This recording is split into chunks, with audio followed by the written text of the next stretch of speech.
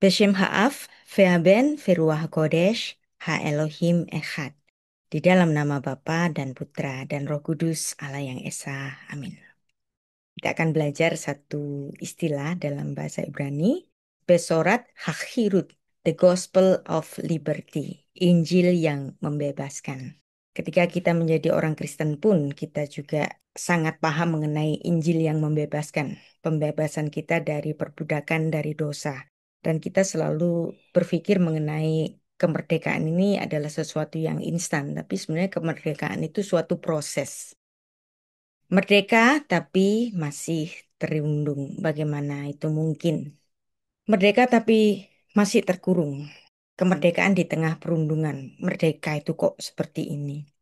Kalau kita membaca satu bagian firman Tuhan Yohanes 8 ayat 36, jadi apabila anak itu memerdekakan kalian, kalian pun benar-benar merdeka. Sang anak ini adalah sang putra yaitu Yesus Kristus. Dan bagaimana kita memahami mengenai merdeka ini? Ada dilema merdeka yang terasa kosong. Kita merayakan kemerdekaan bangsa, bersorak merdeka. Tapi di tengah euforia banyak yang bertanya, merdeka kok seperti ini? Kok masih dibully? Kok masih ada intoleransi? Kok masih tertekan? Masih merasa dijajah di dalam negara sendiri? Sebenarnya perundungan, bullying itu ada di mana saja. Di sekolah, di tempat kerja, di media sosial, bahkan di dalam keluarga. Membuat kemerdekaan itu terasa seperti slogan yang hampa. Jadi bagaimana kita memahami kemerdekaan sejati di tengah penindasan? Tentu saja ini yang viral ya. Ada dua kasus yang rame banget. Tentu ada banyak, ini saya pilihkan dua kasus saja. Kasus pembubaran paksa retreat di Sukabumi. Dan juga ada kasus perusakan rumah doa di Padang sampai menimbulkan luka-luka. Dan ini sebenarnya seharusnya sudah bisa ditangani oleh pemerintah setempat maupun pemerintah pusat karena undang-undangnya itu sebenarnya sudah ada. Kalau kita membaca Undang-Undang Dasar pasal 28 yang asli itu kan cuma satu pasal saja. Tapi setelah diamandemen itu sangat bagus sekali, terperinci sekali. Saya pilihkan beberapa ya karena ada banyak sekali pasal-pasalnya itu. Bahwa kebebasan itu dijamin langsung oleh Undang-Undang Dasar dalam memeluk agama, beribadah, berhak meyakini kepercayaannya masing-masing, berhak berkomunikasi di mana saja, dan negara itu menjamin kemerdekaan untuk tiap-tiap penduduknya. Di pasal 29 juga itu sangat bagus, sudah sangat bagus daripada sebelumnya karena sudah terperinci, termasuk ke elemen-elemen khusus mengenai petunjuk pelaksanaan ketika seseorang itu memilih untuk beribadah dan memilih agama dan kepercayaannya masing-masing. Tapi tetap masih ada realita yang pahit. Masih ada penindasan personal secara sara. Dan itulah yang terjadi. Padahal Soekarno itu sudah mendeklarasikan kemerdekaan. Jadi kita harus dapat memahami deklarasi kemerdekaan dan kemerdekaan itu sendiri. Amerika itu mendeklarasikan kemerdekaan itu tanggal 4 Juli 1776. Itu deklarasi kemerdekaannya. Tapi kemerdekaan sendiri itu belum. Karena mereka masih ada perang saudara yang sangat brutal bahkan ya, hampir 100 tahun. Dan bahkan ditutup dengan dihapusnya hukum mengenai perbudakan, ada abolisi hukum perbudakan dan mengakibatkan kematian dari Presiden Lincoln. Dan ketika Presiden Lincoln meninggal itu tidak meniadakan pembatalan hukum perbudakan, abolisinya enggak. Tapi tetap disahkan. Tapi begitu pun masih perlu berpuluh-puluh tahun sampai betul-betul abolisi mengenai perbudakan itu bisa dijalankan. Demikian juga Indonesia. Indonesia kemerdekaan 80 tahun. Kalau Amerika perlu hampir 100 tahun untuk betul-betul merasakan tidak ada perang saudara. Dan itu pun masih ada di sana-sini, masih belum aman sekali. Jadi kita ada di 80 tahun kemerdekaan. Kalau masih kurang ini itu, bukannya saya permisif, no. Saya tidak permisif terhadap intoleransi. Tetapi kita, bangsa kita sedang menuju untuk keperadaban yang lebih baik. Jadi refleksi kita hari ini banyak orang secara hukum bilang merdeka, tapi jiwanya masih terpenjara dengan ejekan, dengan ancaman. Walaupun statusnya itu merdeka, tapi lukanya itu masih belum benar-benar sembuh. Dan itulah paradoks kemerdekaan. Di dalam kekristenan pun masih kita dapat menemukan sejarah mengenai paradoks kemerdekaan. Dalam Alkitab Perjanjian Baru, Tuhan Yesus Allah yang inkarnasi hadir ke bumi, tujuannya untuk apa? Untuk membebaskan yang tertawan. Tuhan Yesus menyatakan dalam Lukas pasal 4 ayat 18 sampai 19. Tuhan Yesus mengutip Yesaya 61 di sebuah sinagoga di Nazaret. Dia menyatakan untuk membawa misinya yaitu pembebasan total untuk orang-orang miskin, untuk orang-orang yang tertindas, untuk membebaskan tawanan yang buta secara fisik maupun rohani. Tapi ya, Anda tahu, kemerdekaan itu apakah diterima oleh murid-muridnya? Ada nggak murid-muridnya Yesus yang mati secara enak? Nggak ada. Ya. Jadi gereja mula-mula, walaupun Tuhan Yesus itu sudah mendeklarasikan kemerdekaan Tetelestai, sudah selesai. Tapi apa yang terjadi pada gereja mula-mula? Mereka ditindas di bawah kekuasaan Romawi, kekuasaan kafir yang menyembah kaisar, dan juga otoritas religius dari kalangan Yahudi sendiri yang menindas gereja mula-mula kala itu. Kemudian ada banyak bentuk-bentuk penganiayaan perajaman batu kepada Stefanus sampai dia mati, pemenjaraan cambukan kepada Rasul mula-mula, penangkapan dan eksekusi Rasul Yakobus oleh Raja Herodes, penderitaannya Paulus bahkan sampai merenggut nyawanya sendiri, dan gereja mula-mula hidup sebagai komunitas yang sangat minoritas kala itu. Nah, biasanya yang minoritas ini rentan untuk dirundung memang, ya kan?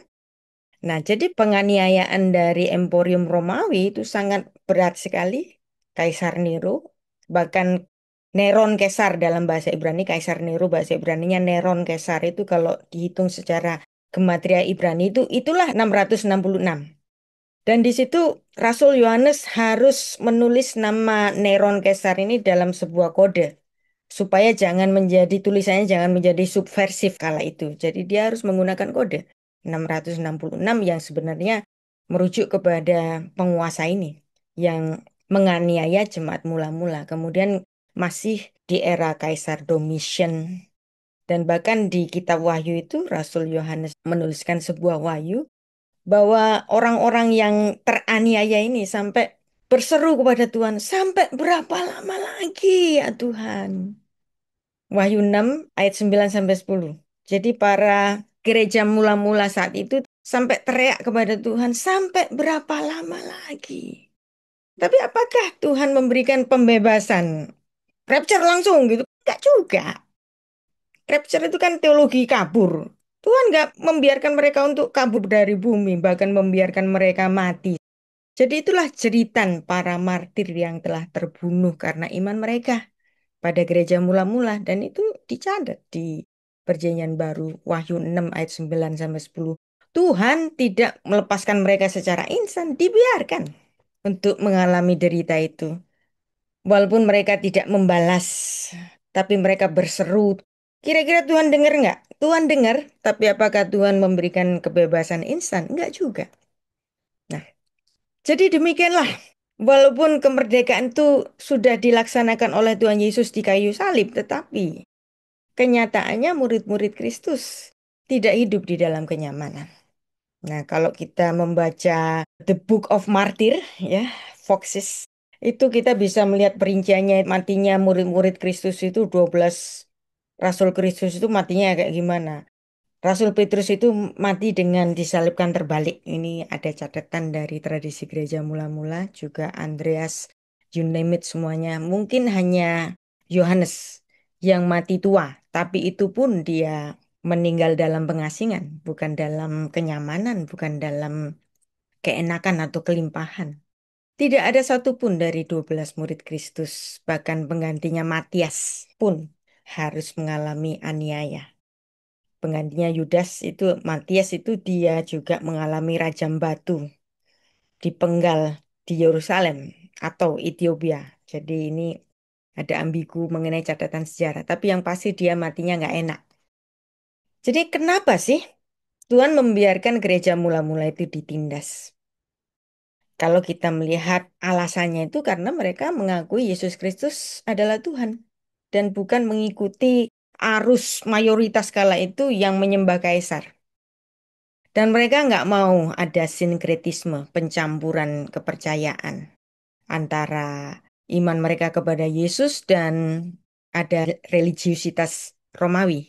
Dan karena mereka hidup kudus, justru mereka dirundung. Dan karena itu, mereka justru dipandang oleh Tuhan imannya sangat sempurna. Jadi ada teladan di Alkitab, ada merdeka tapi dalam rantai. Ya. Misalnya Yusuf, tokoh perjanjian lama, dia pernah dibully oleh saudara-saudaranya. Tapi pembulian itu menjadikan Yusuf kuat untuk menjadi pemimpin masa depan. Karena apa? Di dalam pembulian itu Tuhan menyertai Yusuf. Dan di situ sebenarnya ada kemerdekaan sejati. Bayangin kalau misalnya Yusuf hidup di dalam kenyamanan karena dia sebagai putra yang paling disayangi oleh bapaknya. Bisa nggak kira-kira dia jadi pemimpin? Nggak bisa. Jadi kadang-kadang Tuhan itu mengizinkan aniaya untuk menempa Yusuf untuk menjadi pemimpin masa depan. Menempa Yusuf untuk dapat berpikir bijaksana di masa depan. Dan itulah cara Tuhan mempersiapkan Yusuf sebagai pemimpin masa depan.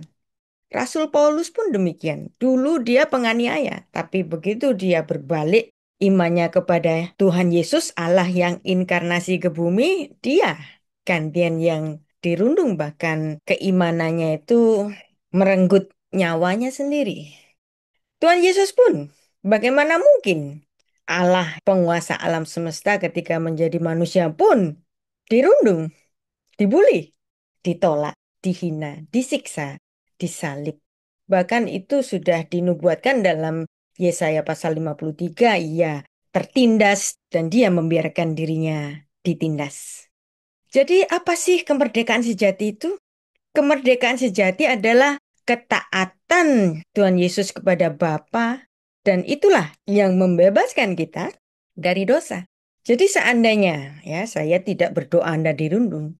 Seandainya Anda dirundung, di situ adalah kesempatan bagi kita untuk membuktikan ketaatan, kesetiaan kita kepada Tuhan bahwa kita adalah orang-orang yang setia. Kemerdekaan itu nggak perlu untuk mendapatkan validasi dari manusia. Kemerdekaan itu adalah jiwa kita tidak tergantung oleh validasi manusia. Jiwa kita betul-betul terbebas dari keinginan duniawi. Nah, kalau saya ngomong begini nih kayaknya idealis banget. Tapi itulah kata Alkitab. Jadi seandainya Anda dirundung, nikmatilah itu. Karena di sini kita akan menempuh level selanjutnya. Apapun yang terjadi pada kita, penderitaan kadang-kadang itu diizinkan oleh Tuhan untuk menempa kita. Menjadi orang yang luar biasa, menjadi orang yang berhikmat, menjadi orang yang bijaksana itu tidak instan. Dan perlu banyak sekali latihan. Jadi kalau ada perundungan, anggap aja itu latihan. Apakah kita tetap beriman? Apakah kita tetap setia? Percayalah, Tuhan memberikan kita kekuatan. Kan nggak ada pencobaan itu yang melebihi kekuatan kita. Berarti kalau ada pencobaan itu kita masih mampu melaluinya. Percayalah itu karena Tuhan bersama kita. Saya juga memberikan satu contoh. Kalau gereja mula-mula tuh dirundung habis dan bahkan para rasul mula-mula mempertahankan keimanannya itu dengan nyawanya sendiri. Tapi bedakan. Setelah Edik Milan tahun 313 Masehi, Kaisar Konstantin bertobat menjadi Kristen dan dia menetapkan semua daerah jajahannya itu untuk menganut kekristenan. Apa yang terjadi? Dan ini menjadi suatu pola yang menarik. Kalau sebelumnya gereja itu dirundung, dibully, dianiaya, dan ketika gereja itu menguasai dan bahkan menjadi agama negara, ini gantian. Gereja yang menjadi perundung, penindas bagi orang-orang yang dianggap nggak sama dengan gereja. Bagi orang-orang yang dianggap tidak mengimani Yesus Kristus. Ketika gereja menjadi agama negara, balik jadi paradoks. Jadi ketika gereja berkuasa, dia menjadi iblis. Dia menjadi syaiton. Benar ini. Makanya Tuhan Yesus itu menolak kekuasaan duniawi. Tuhan Yesus itu menolak bujukan-bujukan iblis. 3 kali bujukannya kepada Tuhan Yesus Kristus itu nggak berhasil. Iblis itu bahkan meminta dia untuk menyembah dia. Dan dia akan memberikan semua kejayaan di bumi. Tuhan Yesus menolak kekuasaan duniawi. Dan Tuhan Yesus bahkan mengatakan di dalam sidang sebelum kematiannya itu, kerajaanku bukan dari dunia ini. Dan dia mengingatkan kepada para muridnya untuk menjadi pelayan, bukan penguasa. Dan betul ketika gereja menjadi penguasa, menjadi agama negara di wilayah Emporium Romawi, apa yang terjadi? Gereja menjadi penganiaya. Gereja yang sebelumnya dianiaya dan imannya kuat, kemudian gereja berbalik menjadi penganiaya. Jadi ada kekuasaan dan kekerasan di dalam gereja Katolik maupun Protestan. Jadi biasanya kita itu kan nyalain Katolik ada inkuisisi, tapi sebenarnya Protestan itu juga menganiaya, merundung orang-orang, golongan-golongan yang lain yang dia anggap bidat. Akhirnya apa? Dibakar, dibunuhi. Anda tahu Zwingli itu membunuh kaum Anabaptis itu sampai mereka tuh lari ke Amerika kan? Dan kenapa aliran baptis itu menjadi yang utama di Amerika? Karena di Eropa mereka dibunuhi oleh teman-temannya John Calvin di sini. Ketika gereja berkuasa, gereja menjadi perundung. Gereja menjadi penganiaya. Demikian juga Katolik Roma, apalagi inkuisisi yang di bagian Spanyol itu, yang terkenal itu inkuisisi Spanyol itu sangat luar biasa kekejamannya. Nah, ini saya pernah menulis, saya pakai kata-kata yang nyelekit banget.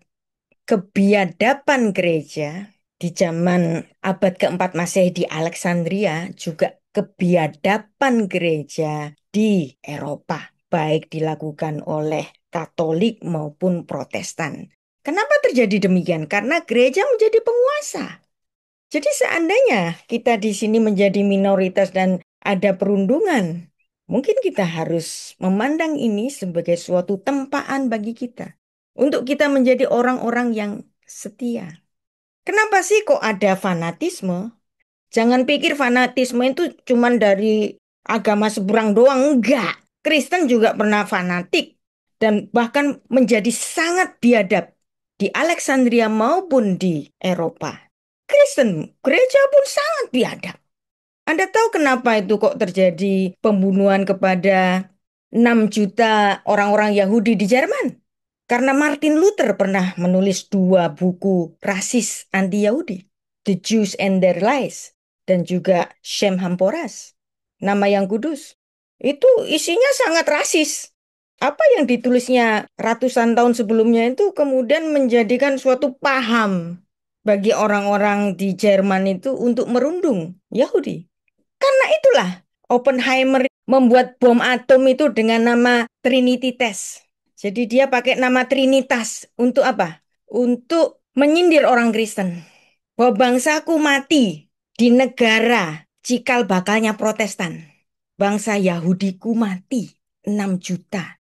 Makanya dia ketika menciptakan bom atom itu dia kasih nama Trinity sebagai suatu anekdot. Ketawa dia melihat, siapa bilang orang Kristen itu bicara kasih? Bangsa Yahudi mati 6 juta di negara cikal bakal dari Protestanisme. Sebenarnya kalau kita dengar itu harusnya malu. Dan saya ini membahas itu juga di channel YouTube saya. Nanti Anda bisa lihat di situ. Kenapa ada fanatisme? Fanatisme itu karena ada suatu realitas intersubjektif dan kemudian itu menimbulkan fanatisme. Jadi realitas intersubjektif ini menurut Yuval Noah Harari, kalau Anda membaca buku Sapien Homo Deus, adalah suatu realitas karena kepercayaan kolektif dari banyak orang, dari mayoritas. Bukan karena fakta objektif. Jadi ini biasanya dari pengalaman subjektif. Pengalaman subjektif itu bisa dari skala kecil. Misalnya apa? Keluarga. Ada keluarga itu yang bisa fanatik terhadap keluarganya sendiri, terhadap terahnya sendiri, terhadap sukunya sendiri. Bukan cuma sukunya sendiri loh, bahkan kepada apa yang dia sukai. Misalnya klub sepak bola, pecinta Persebaya dan pecinta Arema itu punya fanatisme sendiri. Kenapa ini bisa terbangun? Karena ada realitas intersubjektif. Kalau misalnya Arema sama Persebaya itu lagi bertanding, jangan sampai ada mobil plat L ada di Malang. Atau yang plat N itu jangan deket-deket lapangan Tambak Sari. Bisa ditimbukin batu. Kenapa? Di situ ada realitas intersubjektif. Arema sama Persebaya itu bisa berantem kalau mereka lagi bertanding. Tapi mereka bisa bersatu. Kalau ikut KONI, jadi kontinen Jawa Timur. Bisa bersatu loh. Dan kita bisa berantem dengan klub sepak bola yang Jawa Barat atau DKI Jakarta. Dan kita yang berantem sama klub DKI Jakarta itu bisa bersatu juga. Kalau kita ikut SEA Games, kita bisa bersatu karena kita mewakili Indonesia. Jadi fanatisme itu bisa dari skala kecil dan skala besar, termasuk agama. Agama pun begitu. Dan bahkan uang pun itu juga bisa menimbulkan suatu fanatisme. ISIS atau Taliban itu kan nggak suka dengan Amerika misalnya. Tapi mereka itu suka lembaran uang kertas yang ada fotonya Benjamin Franklin yang ada tulisannya $100. Dia bisa fanatik kepada uang yang dari Amerika itu. Jadi orang itu bisa fanatik karena uang, melewati kepercayaan agamanya. Demikian pun orang-orang yang kita pandang fanatik agama itu bisa sangat fanatik kepada uang. Yuval Noah Harari menjelaskan bahwa realitas intersubjektif ini memungkinkan kerjasama dalam skala kecil maupun skala besar yang juga bisa memicu konflik ketika apa yang dia percayai sebagai kebenaran yang absolut. Kita mungkin marah, kita sedih. Kenapa di Sukabumi ada perundungan? Kenapa di Padang ada perundungan? Itu kenapa? Karena ada realitas intersubjektif yang bersama-sama menindas yang mereka anggap nggak benar, yang mereka anggap minoritas. Demikian Kristen pun punya sejarah. Nah, ada satu novel. Anda kalau seumuran dengan saya, ya, dulu itu ada film yang saya nonton itu waktu saya masih SMP ya. Dan saya melihat ini film bagus sekali, tapi saya belum mengerti isinya itu apa. Cukup lama sekali saya bisa mengerti film ini dan kemudian saya baca novelnya. Jadi di abad pertengahan ketika gereja itu menjadi pusat kekuasaan yang terlalu besar dan bahkan gereja itu menguasai apapun, ekonomi, politik, sains itu dikuasai oleh gereja. Apa yang terjadi? Masa itu justru menjadi masa abad kegelapan, Dark Ages. Gereja menjadi biadab dan gereja meninggalkan undang-undang kerajaan sorga yaitu kasih. Pada abad keempat Masehi, gereja itu sudah berubah menjadi iblis. Anda tahu, gereja di Alexandria itu menganiaya seorang filsuf perempuan namanya Hypatia. Dia dianiaya, dia ditelanjangi di tengah pasar, dia dimutilasi di tengah pasar karena si filsuf perempuan ini tidak mau masuk Kristen. Wow, jadi gereja bisa jadi iblis kalau dia menguasai ekonomi, menguasai politik dan semuanya. Anda tahu Hipatia ini? Sebelum Galileo itu bilang ada heliosentris, dia itu sudah ngomong heliosentris loh. Jadi perempuan ini luar biasa dan dia mati dengan cara ditelanjangi dan dimutilasi di pasar oleh orang-orang Kristen. Kenapa? Di sini karena gereja melakukan penyalahgunaan kekuasaan. Makanya Tuhan Yesus itu menolak kekuasaan di dunia. Karena kerajaanku bukan di dunia ini terbukti ketika gereja menjadi mayoritas, gereja menjadi iblis. Jadi kalau kita dianiaya oleh golongan mayoritas itu biasa. Gereja pernah melakukan itu berabad-abad yang lalu. Sekarang kan enggak, Bu? Iya, syukur, haleluya. Haleluya. Saya bersyukur sekali gereja itu sudah bertobat. Dan di sini di novel ini ada satu bagian yang paling saya suka. Jadi penulisnya ini namanya Umberto Eco. Ini memang novel, tapi novel ini berdasarkan sejarah. Apa yang terjadi di masa kegelapan gereja ketika gereja menjadi penguasa dan menjadi iblis. Dia mengatakan demikian. Antikristus bisa lahir dari kesalehan itu sendiri.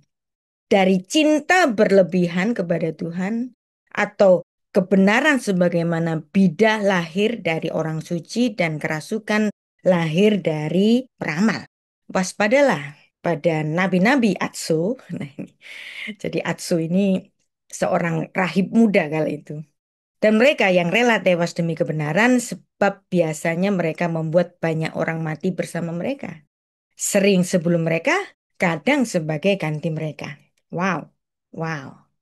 Ya, Anda tahu terjadinya perang salib pada abad yang ke-10 itu lahir dari dekritnya Paus. Tapi apakah Pausnya sendiri ikut berperang? Enggak, cuma nyuruh doang. Demikian pun hari ini kan, radikal-radikal itu, yang maju itu, yang mati, yang bom bunuh diri itu kan yang murid-murid mereka doang, santri-santri mereka doang, pemimpin-pemimpinnya hidup enak-enak, nyuruh orang, ya. Demikian pun masa lalu, pemimpin-pemimpin gereja ngomong aja mengobarkan fanatisme dan terjadilah perang salib itu, tapi pausnya sendiri nggak ikut berperang kan. Jadi dalam kesalehan gereja, orang-orang saleh di dalam gereja bisa berbuat jahat. Dan inilah pesan dari novel The Name of the Rose. Dan saya membaca novel The Name of the Rose dalam bahasa Indonesia. Anda tahu siapa yang mempublish novel ini? Bukan Momentum, bukan Metanoia, bukan Kalam Kudus. Yang publish siapa? Penerbit Misan, penerbit Muslim. Saya tuh sering baca buku-bukunya Misan. Karena apa? Mereka sangat intelektual. Dan ini yang coba ditutup-tutupi oleh orang Kristen mengenai masa lalu. Ini saya sedang bukan membuka borok, tapi kita betul-betul belajar sejarah. Kalau Kristen punya kuasa, itulah yang terjadi. Maka kalau ada Tuhan mengizinkan suatu aniaya dan kita tidak diizinkan untuk menjadi yang mayoritas di negeri ini, itu mungkin Tuhan sedang sayang sama kita, ya kan? Karena pernah berkali-kali ketika gereja itu memiliki kekuasaan di dalam suatu negara, yang terjadi gereja menjadi iblis. Ya, Anda bisa nonton film ini, The Name of the Rose itu sudah ada. Film penuhnya itu bahkan ada di YouTube, silakan nonton. Ini film dulu saya tonton waktu SMP dengan ketidaktahuan saya, dengan kenaifan saya. Loh kok gereja kok gini ya? Kok gereja kok gini? Butuh bertahun-tahun bagi saya untuk mengerti film ini. Dan sampai hari ini masih saya baca-baca kue di situ. Jadi itulah yang terjadi untuk kita menjadi suatu refleksi bukannya membuka borok, tetapi ketika mayoritas terjadi, ada yang namanya realitas intersubjektif. Yang kemudian merasa berkuasa atas apapun yang dia pandang sebagai minoritas. Jadi kekerasan atas nama agama itu bukan milik agama seberang saja. Kita pernah punya sejarah demikian. Dan syukur alhamdulillah, haleluya. Gereja tidak melakukan itu lagi. Anda tahu awal mulanya dari mana?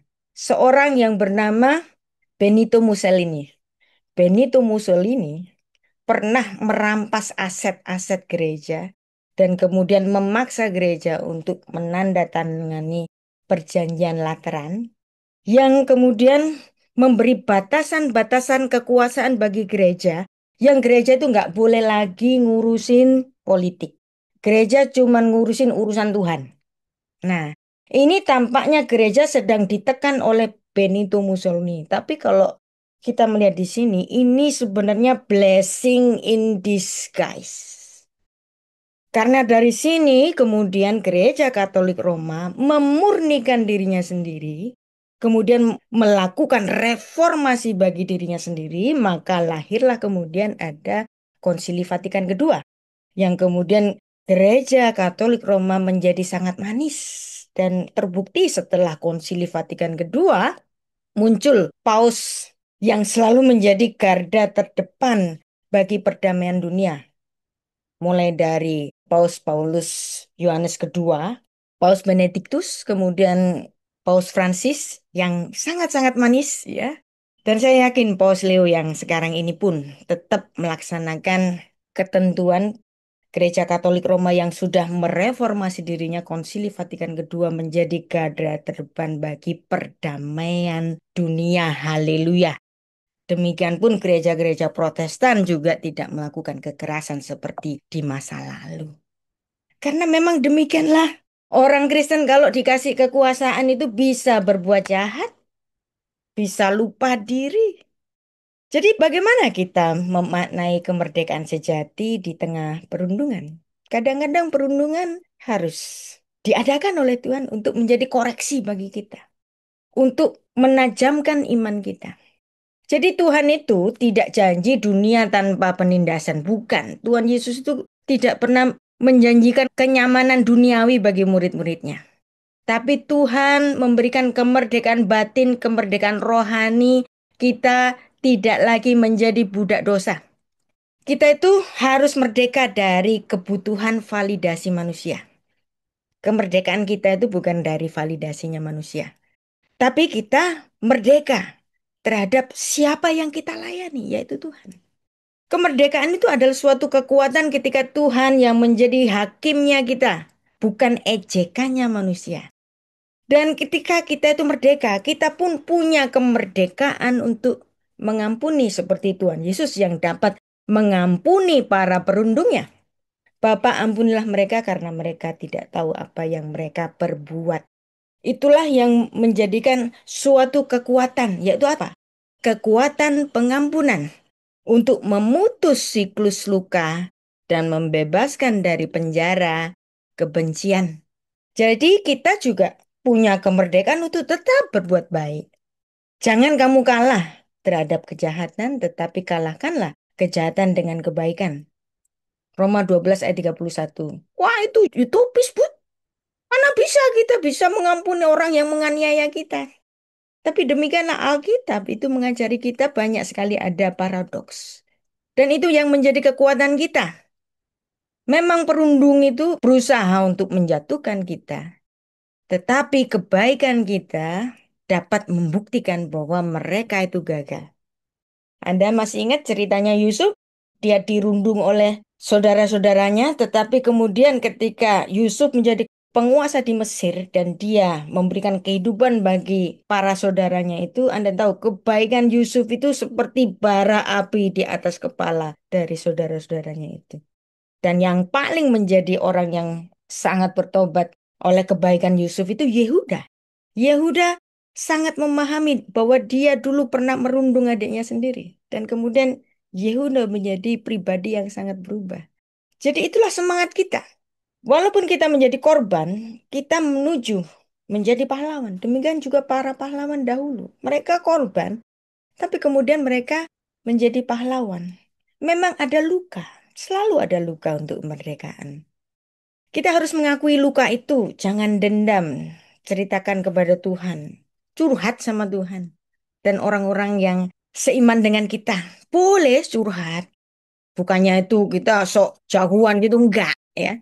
Boleh curhat sesama kita. Kita kok dirundung boleh. Tapi kadang-kadang perundungan itu dia biarkan Tuhan terjadi. Dan di situ kita menjadi agen-agen pembebasan. Dan kebenaran kita itu yang memerdekakan.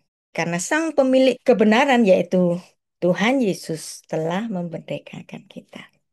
Saya diwawancarai, wawancara eksklusif dari sebuah media dan di sini saya juga bicara mengenai toleransi, Pancasila hingga kebebasan beragama. Anda nanti bisa baca di KBA News di situ. Jadi persatuan Indonesia itu bukan persatuan yang disatukan, dengan peraturan demokrasi ala Barat. Kita punya demokrasi yang unik, yaitu persatuan yang timbul dari dasar-dasar hidup yang asli di seluruh kepulauan Indonesia. Namanya juga kita itu berbeda-beda. Tentu saja ada friksi-friksi kecil. Dan persatuan ini didasarkan dari nilai-nilai luhur dan akar budaya yang telah lama di Indonesia. Dan dalam mendukung terciptanya toleransi, hukum harus ditegakkan dengan adil.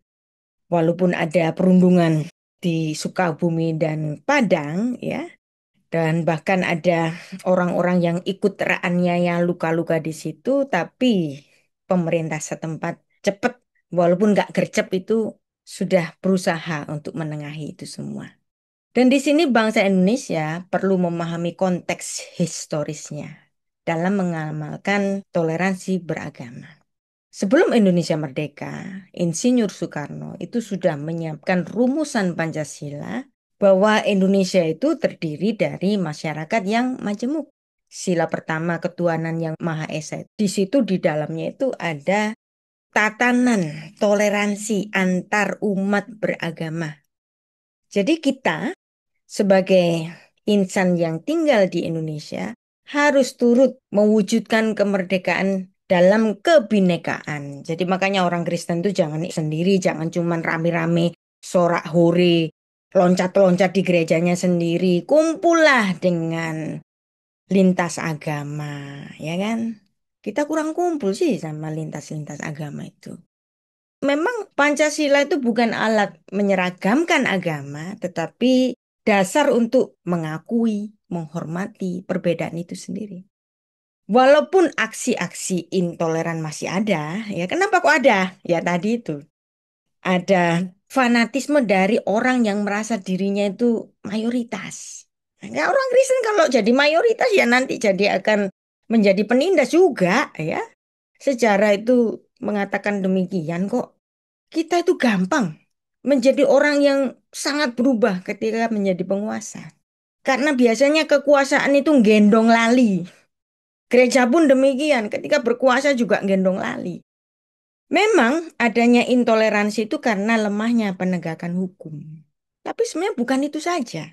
Karena masyarakatnya pun demikian. Karena ada pendidikan yang masih gagal untuk memahami toleransi itu sendiri. Sebaiknya kita di antara teman-teman kita kumpulah dengan lintas agama supaya kita dapat memahami suatu fakta sosiohistoris yang tak terbantahkan bahwa Indonesia lahir dari keragaman etnis. Ada 1340 suku dan ada 718 bahasa dan dialeknya masing-masing dan ada 6 agama resmi dan kepercayaan lokal. Dan keragaman ini nyata di dalam kehidupan kita. Itulah asas kebinekaan kita. Surabaya, kita senang nih. Anda dan saya yang tinggal di Surabaya ini lumayan aman kita itu. Jarang ada tindakan-tindakan intoleransi di Surabaya atau Jawa Timur secara menyeluruh. Biasanya itu aman. Dan Surabaya sekarang itu punya satu tempat wisata baru namanya Taman Bineka. Jadi ini wisata untuk lintas agama. Di situ ada 6 agama, ada kepercayaan, dan lokasinya itu di Keputih. Sudah buka, silakan main-main di situ, bapak-bapak, ibu-ibu, ya. Supaya kita bisa kumpul, ya. Saya cukup sering bertamu di situ dan saya senang bertemu dengan Mama Hana, ya, penggagas dari Taman Bineka ini. Sesekali Anda ajak keluarga untuk memahami bersama ada kebinekaan di sini. Nah, kalau kita itu selalu mengajari anak-anak kita, agama apapun, diajak untuk memahami bahwa Indonesia itu didirikan atas kebinekaan. Dan Taman Bineka di sini, ya, di situ seperti taman mini yang mini, ya. Taman mini yang mini. Jadi ada bangunan-bangunan pura, terus kemudian vihara, gereja, kapel yang kecil-kecil untuk memahami kita bersama di situ. Kita dilahirkan di bumi Indonesia yang harus bertoleransi atas kebinekaan kita. Saya memang menyayangkan politik identitas yang biasanya itu dieksploitasi untuk kepentingan pilkada dan pemilu. Jangan ada lagi. Dulu itu kan apa? Ada kadrun versus cebong kan enggak baik itu. Untuk kepentingan-kepentingan sesaat. Jangan mau digitukan lagi ya. Mudah-mudahan pemilu tahun 2029 itu enggak ada dua kubu lagi. Jangan begitu. Saya sangat menyayangkan itu. Kita harus mengedepankan kebinekaan. Dan kita orang yang Kristen harus turut bersama-sama mewujudkan kebinekaan itu. Nah, terakhir, bagaimana kita menghindari fanatisme? Fanatisme yang sudah kita pelajari tadi sering muncul dari memutlakkan realitas intersubjektif. Fanatik pada keluarganya sendiri, fanatik pada sukunya sendiri, fanatik kepada klub sepak bolanya sendiri, fanatik kepada kontingen provinsinya sendiri, fanatik kelompoknya sendiri, sukunya sendiri, seperti agama, ideologi atau identitas nasional sebagai kebenaran yang tunggal. Jadi siapapun dari kita itu punya bibit-bibit fanatisme. Kalau disemai ya jadi. Bagaimana untuk menghindari ini? Yang pertama kita harus menyadari sifat fiktif realitas intersubjektif. Seperti konsep-konsep agama, negara, atau ideologi adalah sebenarnya suatu cerita yang dibuat, diciptakan manusia untuk memfasilitasi kerjasama. Menyadari ini bukan kebenaran yang objektif, melainkan suatu konstruktif, kolektif yang bisa memutlakkannya. Misalnya, memahami bahwa uang, uang itu hanya bisa bernilai karena kepercayaan yang bersama, kepercayaan kolektif yang dapat mengurangi kecenderungan untuk mengagungkan ideologi tertentu. Yang kedua, melatih pemikiran kritis. Kita perlu refleksi kritis terhadap cerita yang dibuat tadi dan cerita yang kita terima dari cerita orang. Dan kita harus bertanya, mengapa saya mempercayai ini? Apa bukti di baliknya? Dengan mempertanyakan keyakinan kita, menghindari dogma yang memicu fanatisme itu.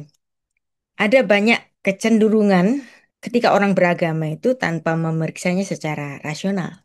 Yang ketiga, kita harus terbuka terhadap pluralitas. Karena fanatisme sering muncul dari penolakan terhadap pandangan yang lain. Maka kita harus menerima bahwa ada banyak kisah-kisah intersubjektif yang berbeda. Seperti perbedaan agama, perbedaan kebudayaan, yang sebenarnya sama-sama valid di dalam konteksnya masing-masing. Maka dengan menghargai pluralitas, kita dapat mengurangi kecenderungan untuk menganggap keyakinan kita sebagai satu-satunya kebenaran. Yang keempat, kita harus melatih pemikiran yang kritis, karena kita perlu refleksi kritis terhadap cerita yang kita terima, atau cerita yang dibuat orang, atau cerita yang dipercayai secara kolektif bersama, dan kita mempertanyakan terus-menerus, kenapa sih saya percaya ini? Apa bukti di baliknya? Karena kita bertanya terus mengenai ini, kita menghindari dogma yang memicu fanatisme. Lalu yang keempat, kita harus menghindari penguatan identitas yang berlebihan. Fanatisme yang berlebihan karena terkait dengan identitas yang terlalu bergantung pada satu cerita, seperti umat pilihan, the chosen people, bangsa yang terhebat, uber alles. Dan untuk menghindarinya, cobalah membangun identitas yang fleksibel, yang tidak hanya bergantung pada suatu ideologi atau kelompok. Ini memungkinkan kita untuk tetap terbuka pada perubahan-perubahan dan pandangan-pandangan yang lain. Dan kita harus belajar dari sejarah bahwa ada banyak konflik seperti perang agama berasal dari fanatisme terhadap suatu realitas intersubjektif. Dan dengan mempelajari sejarah, kita bisa melihat bagaimana cerita-cerita ini berkembang dan berubah sehingga kita tidak terjebak dalam pandangan sempit bahwa keyakinan kita saat ini adalah final. Selanjutnya mari kita mempraktekkan kerendahan hati secara intelektual dengan mengakui keterbatasan pengetahuan kita yang sangat sempit ini. Banyak manusia itu terlalu yakin dengan cerita mereka. Dengan menyadari bahwa kita juga mungkin bisa salah dalam cerita kita, maka kita dapat menghindari sikap-sikap fanatik. Contoh praktisnya, jika seseorang sangat yakin pada ideologi politik tertentu, cobalah untuk membaca sumber-sumber perspektif yang lain. Memahami bagaimana pandangan-pandangan alternatifnya. Berdiskusi dengan orang-orang yang memiliki pandangan berbeda tanpa menghakimi. Dan kita mari saling mengingatkan diri bahwa ideologi itu adalah konstruksi yang dibuat oleh manusia. Ini bukan hukum alam. Maka dengan pendekatan ini kita dapat tetap terlibat dengan realitas intersubjektif tanpa terjebak dalam fanatisme. Maka sebagai penutup, mari kita memahami bersama persatuan itu bukan keseragaman, melainkan kebebasan di dalam ragam. Mari menjaga kemerdekaan yang menjaga semua warna. Selamat mengamalkan kasih setia bagi saudara-saudara kita sebangsa dan setanah air. Tuhan memberkati kita. Beshem Ha'af, Ve'aben, Veruah Kodesh, Ha Elohim Echad. Di dalam nama Bapa dan Putra dan Roh Kudus, Allah yang Esa. Amin.